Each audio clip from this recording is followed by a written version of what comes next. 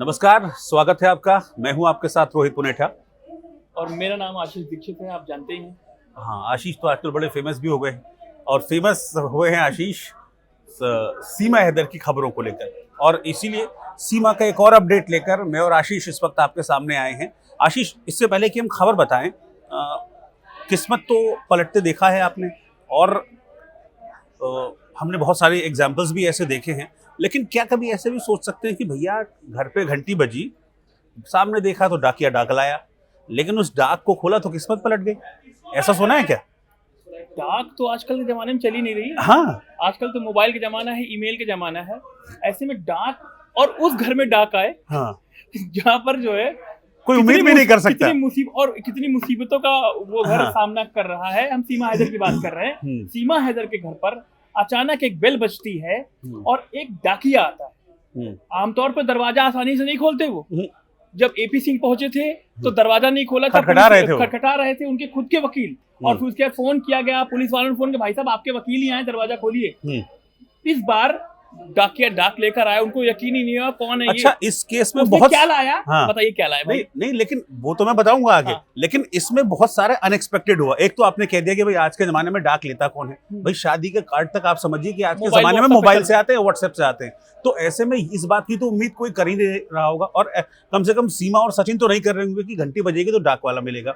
और वो भी देखिए, डाकिए का काम अमूमन जब पहले, क्योंकि हम उस दौर को गुजर कर आए हैं जब डाक की बड़ी इंपॉर्टेंस हुआ करती थी, तो अमूमन डाकिए के आने का टाइम ऐसे होता था कि 3, 4, 5 बजे तक मैक्सिमम डाकिया आ जाता था। लेकिन यहाँ तो शाम ढलने के बाद डाकिया आया, यानी कि सेकंड दूसरी ऐसी चीज जो अनएक्सपेक्टेड थी।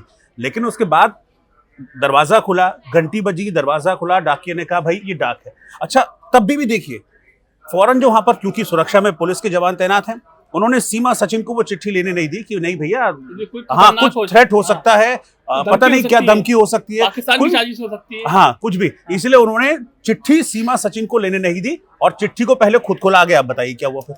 खुद खोला तो देखकर वो हैरान रह गए, क्योंकि उनको यकीन ही नहीं हुआ कि इस चिट्ठी के अंदर उनके लिए कितना बड़ा ऑफर है। कहा जा रहा है, सूत्रों के हवाले से खबर है ये, कि गुजरात के एक कारोबारी ने सीमा और सचिन को 6 लाख का सालाना पैकेज दिया है। 6 लाख यानी कि 12 लाख रुपए का, यानी कि उस घर में 12 लाख रुपए आएगा। हाँ। एक उनको काम के लिए कहा है कि आप हमारी कंपनी में काम करिए आके, और हम आपको 50,000 रुपए महीना 50,000 रुपए महीना देंगे। अब आप खबर है ये। हाँ, अब आप सोचिए, अभी तक जब तक ये सीमा वाला एपिसोड नहीं हुआ था, सचिन रबुपुरा में काम कर रहा था। क्या तनख्वाह थी उसकी? 11,000, 11, 12, बहुत क्लियर नहीं है। अब आप समझ लीजिए कि 50,000 रुपए महीना, यानी कि ऑलमोस्ट 4 गुना से भी ज्यादा, 4.5 गुना तनख्वाह वो ऑफर की गई है। और सिर्फ एक नहीं, ये डबल पैकेज में ऑफर आया है। गुजरात का कारोबारी है, जैसा कि अभी तक जानकारी मिल रही है कि वो कारोबारी गुजरात का है। हालांकि नाम अभी तक रिवील नहीं हुआ है, कौन वो कारोबारी है, क्या करता है, क्या उसका काम है, क्या कारोबार है, क्या सीमा सचिन को करना होगा, इस बारे में कोई जानकारी नहीं है। सिर्फ ये जरूर है कि उस डाक में इस बात का जिक्र किया गया है कि भाई वो सीमा सचिन दोनों को नौकरी देने के लिए तैयार है, दोनों को 6-6 लाख रुपए सालाना का भुगतान करेगा, यानी कि दोनों को हर महीने 50-50 हजार रुपए, यानी कि उस घर में हर महीने 1 लाख रुपए आएंगे। वो घर जहां हमने आपने बताया था कि कैसे खाने को, दाने को वो लोग मोहताज हैं, खाने के लिए ठीक से पैसे भी नहीं है उनके पास अभी। लेकिन एक और इम्पोर्टेंट बात है, वो जो इम्पोर्टेंट बात ये है कि सीमा सचिन ने उस ऑफर को ठुकरा दिया।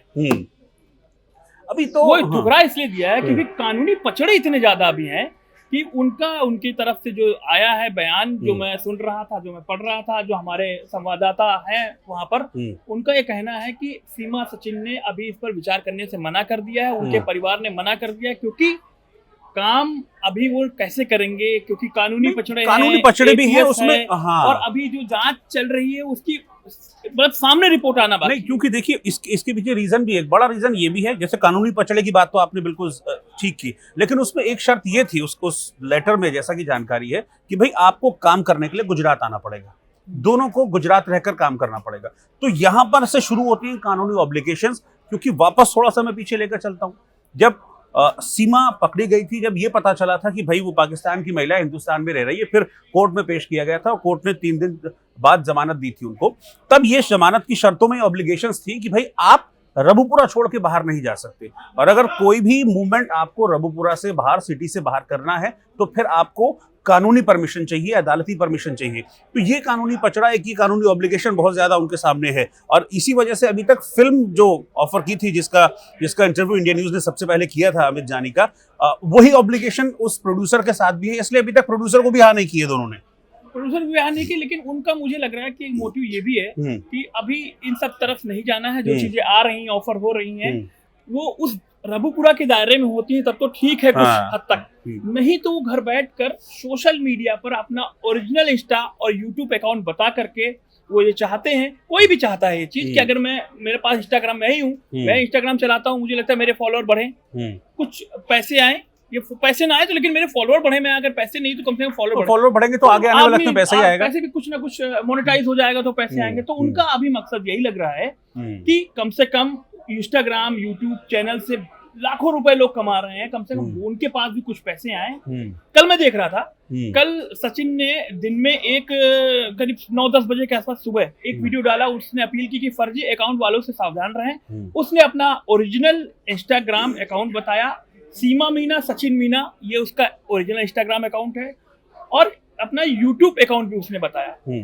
इसके बाद रात करीब 10:30, 10:25 के आसपास फिर से वो इंस्टाग्राम पर लाइव आते हैं सचिन, और उनके घर की आवाजें पीछे से आती हैं क्योंकि 10:30 के आसपास खाने का टाइम होता है, खाना पीना चल रहा था पीछे।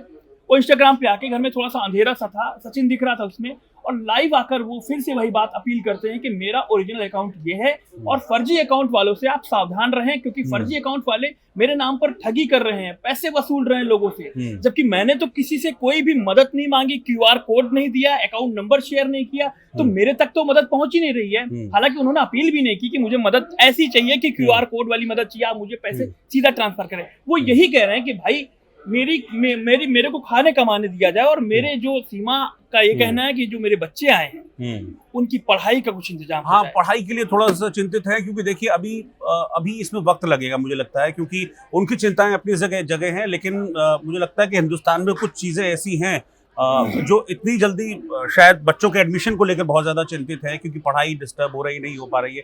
इस तरह की भी खबरें सामने आई थी कि इस चीज़ को लेकर भी सीमा परेशान है, सचिन परेशान है, 4 बच्चे हैं, ठीक से एजुकेशन पढ़ाई वगैरह नहीं हो पा रही है। मुझे लगता है कि इसमें शायद थोड़ा सा वक्त लगेगा अभी, लेकिन अभी जो एक इनिशियल मोटिव इन लोगों का होगा वो ये है कि पहले तो सीमा का इनिशियल मोटिव यही है कि मुझे नागरिकता मिल जाए किसी भी तरीके से, ये कोशिश है। और इसी कोशिश में एक याचिका भी लगवाई गई है, दया याचिका राष्ट्रपति के पास, उस पर फैसला आना भी बाकी है। लेकिन कुल मिलाकर ये है आशीष कि बीच में ये प्रोपेगेंडा किया जाने लगा था कि भाई देखिए अंजू पाकिस्तान में गई तो देखिए वहां पे उसको कितना ऑफर मिल गया, ये मिल गया, वो मिल गया, जबकि वो प्रोपेगेंडा था। लेकिन ये चीज है कि सिर्फ ऐसा नहीं है कि यहाँ पर भी हैं दिलदार लोग। एक शख्स फिल्म ऑफर करता है, एक शख्स 50-50 हजार की नौकरी ऑफर करता है। नहीं, जैसे कल आप कह रहे थे, जैसे आपने अमित जानी का इंटरव्यू लिया, फिल्म प्रोड्यूसर का, उन्होंने क्या कहा? उन्होंने कहा कि पहले मुझे भी लगता था कि ये कुछ जासूसी एंगल है, ये है वगैरह वगैरह। तो उन्होंने कहा कि मैं पहले मुझे नहीं लगा था कौन है महिला क्या है, लेकिन जब उन्होंने जांचा, परखा, समझा, तब जाकर उन्होंने मतलब उन्होंने कहा कि ठीक है, देखिए क्या है क्या नहीं है वो तो हमको बाद में पता चलेगा, लेकिन हमको पहले ये देखना है कि हमारे हिंदुस्तान में अगर कोई शख्स आया है तो कम से कम वो ऐसा ना हो कि उसको भूखों मरने की नौबत आ जाए। अब देखिए गलती है या नहीं तो बाद में पता चलेगा, लेकिन अभी जो सिचुएशन है उसमें कम से कम भाई खाने पीने की व्यवस्था तो हो, और कम से कम ऐसा इतना वो कमा ले, इतना उनको मिल जाए कि एक ठीक ठाक लाइफस्टाइल वो मेंटेन कर ले, अपने घर में कम से कम बच्चों को पढ़ा ले, 2 वक्त की रोटी का इंतजाम हो जाए, इतना मैं करूंगा। और यही वो कह रहे थे कि मैंने सोच के इनको फिल्म ऑफर की है। हालांकि अभी ना तो फिल्म को एक्सेप्ट किया है, और आप बता रहे हैं कि जो गुजरात का ऑफर है उसको भी रिजेक्ट कर दिया है।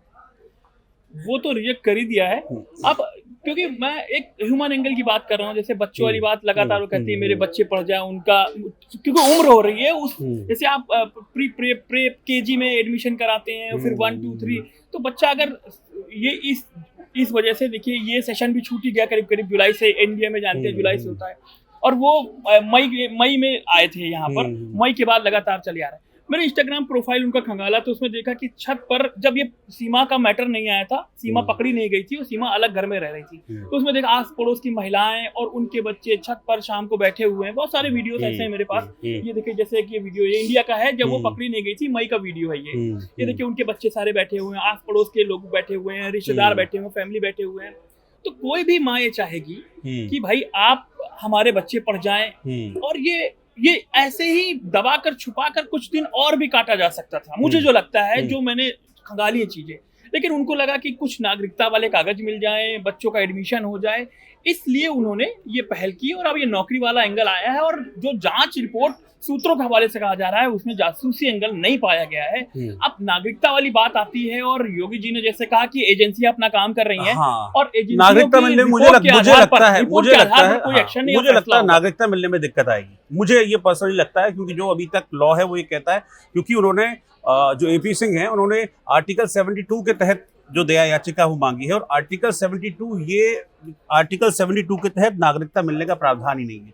नागरिकता में, क्योंकि मैंने पूछा था, मैंने उनसे और स्पेसिफिक होकर पूछा था एपी सिंह से, जब मैंने बात की थी, मैंने कहा था आप ये बताइए आप नागरिकता की बात कर रहे हैं या फिर आप शरणार्थी के दर्जे की बात कर रहे हैं। तब उनको ये कहना था कि फिलहाल तो रहने की परमिशन मिल जाए, फिर उसके बाद एक लॉन्ग टर्म में जब को रिसाइड करता है, 10-20 साल उसको हो जाते हैं, तब फिर हम आगे चल के उसको अप्लाई कर सकते हैं। लेकिन फिलहाल उनका पहला मोटिव यही था कि सीमा किसी तरह से यहाँ पर रह जाए, रुक जाए, परमिशन मिल जाए। लेकिन मुझे अभी लगता नहीं है। देखिए, राष्ट्रपति हमारे देश के सर्वोच्च प्रथम महिला है देश की राष्ट्रपति, तो उनके द्वारा लिया गया कोई भी फैसला एक नज़ीर होता है। तो ऐसे में जब तक एजेंसीज की प्रॉपर क्लीन चिट नहीं मिल जाती, अभी सूत्रों के हवाले से सब चीज़ हो रही है, लेकिन जब तक इन रिटर्न एक एक चीज़, जितनी भी एजेंसीज हैं, चाहे वो इंटेलिजेंस ब्यूरो हो, चाहे वो यूपी एटीएस हो, चाहे वो सेंट्रल की एजेंसीज हो, जो अंदर खाने जांच बहुत स्तर पर मुझे लगता है जांच चल रही होगी, जब तक वो एक एक चीज़ क्लैरिटी नहीं कर देंगी इस पर, वहां से तो कम कोई फैसला नहीं आने वाला। अच्छा, मैं एक पिछले देख रहा था, काफी टाइम पहले की बात है,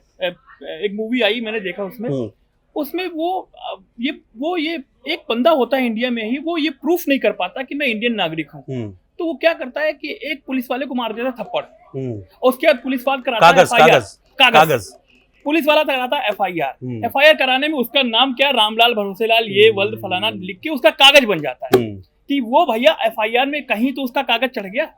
तो मुझे लगता है जो सीमा को बेल मिली है, वो कहीं ना कहीं वो कागज इंडिया में बना, मुझे लगता है। अगर ये कानूनी पचड़े में अगर आएगा, आगे इसमें जोड़ा घटाया जाएगा, तो मुझे लगता है ऐसा कुछ हो सकता है। क्या पचड़ा कानूनी में है? ये नहीं, देखिए, कागज बनना एक अलग चीज है। कागज तो वो शख्स जो फिल्म की जिसका आप जिक्र कर रहे हैं, वो था तो इंडियन ना।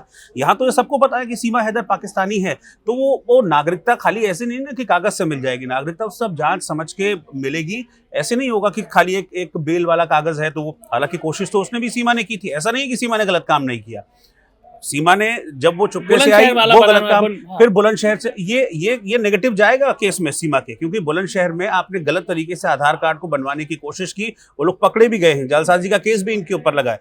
तो ऐसा नहीं है, नेगेटिव काम इन लोगों ने किए हैं। इसका जो नतीजा है वो अभी केस जो चल रहा है उस पर पड़ेगा, और हो सकता है कि जब राष्ट्रपति के पास दया याचिका पर फैसला लेना हो तो ये मसला भी रेज किया जाएगा कि भाई ये तो इस तरह से जालसाजी करने की कोशिश कर रही थी। लेकिन वो एक अलग मैटर है। अभी कुल मिलाकर ये है कि जब तक है सीमा यहाँ पर हिंदुस्तान में कोर्स ऑफ लॉ को फेस कर रही है, जो केस चल रहा है उसको फेस कर रही है, तब तक मुझे लगता है कि एक ह्यूमैनिटेरियन एंगल, एक मानवीय जो संवेदना है, वो ये कहती है कि कोई कहीं से भी आया हो, लेकिन कम से कम आया है, जब तक वो यहाँ पर रहकर केस का सामना कर रहा है, लीगल फॉर्मेलिटीज को वो कर रहा है, कम से कम उसका खाना पीना, बच्चों की पढ़ाई लिखाई, ये सब इंतजाम हो जाना चाहिए। और ऐसे में ये अच्छी बात है, सीमा सचिन ने एक्सेप्ट नहीं किया, वो एक अलग चीज़ है, लेकिन एक अच्छी बात है कि मदद के हाथ आगे बढ़ रहे हैं, और एक नहीं बहुत सारे केसेस हमने अब दिखा दिए हैं।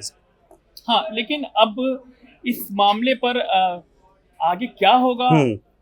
क्या सीमा नौकरी के और ऑफर आते हैं रबुपुरा में ही? हाँ, ये अच्छी बात है, अगर उनको रबुपुरा में ऐसे अपॉर्चुनिटी मिल जाती है, ऑफर आते हैं, क्या कोई मदद ऐसी करेगा कि उन तक सीधी मदद पहुंचे? कोई राशन की या परचून की दुकान वो खोले वहां पर, या कोई ऐसी चीज हो सकती है, या मेडिकल, या कोई क्या कहते हैं, कुछ भी, देखिए, कुछ भी छोटी मोटी दुकान खोलकर, क्योंकि रबुपुरा ग्रेटर नोएडा में है ना, ग्रेटर नोएडा ये जो एयरपोर्ट बन रहा है, उसी वहाँ कुछ काम मिल जाएगा, वहाँ कुछ काम मिल सकता है। नोएडा, ग्रेटर नोएडा वैसे इंडस्ट्रियल हब है, वहाँ भी कुछ काम मिल सकता है। तो बहुत सारी चीजें हम उम्मीद कर रहे हैं, पॉजिटिव उम्मीद कर रहे हैं कि कम से कम जब तक वो है, या पूरी तरह से लीगैलिटीज या पेपर फॉर्मेलिटीज नहीं हो जाती है, जब तक भी है, तब तक कम से कम इतना हो कि घर का खर्चा चले, ठीक से चले। अब दूसरे देश से आई है तो कम से कम खाने पीने का संकट तो ना हो, बस मेरा कहना सिर्फ इतना। तो इस वीडियो पर आप अपनी क्या राय रखते हैं, सीमा पर आप क्या राय रखते हैं, हमें कमेंट अच्छा बॉक्स एक राय ये भी ले लीजिए, एक राय ये भी ले लीजिए कि आप कमेंट तो क्या सीमा को ऑफर एक्सेप्ट करना चाहिए था या ठुकरा देना चाहिए था, इसमें भी राय को क्या ये कारोबारी का ऑफर या फिल्म का ऑफर ठुकरा देना चाहिए, क्या सीमा को फिल्मों में देखना चाहते हैं, इस पर हमें कमेंट पर लिख के आप बता सकते हैं। तब तक के लिए नमस्ते।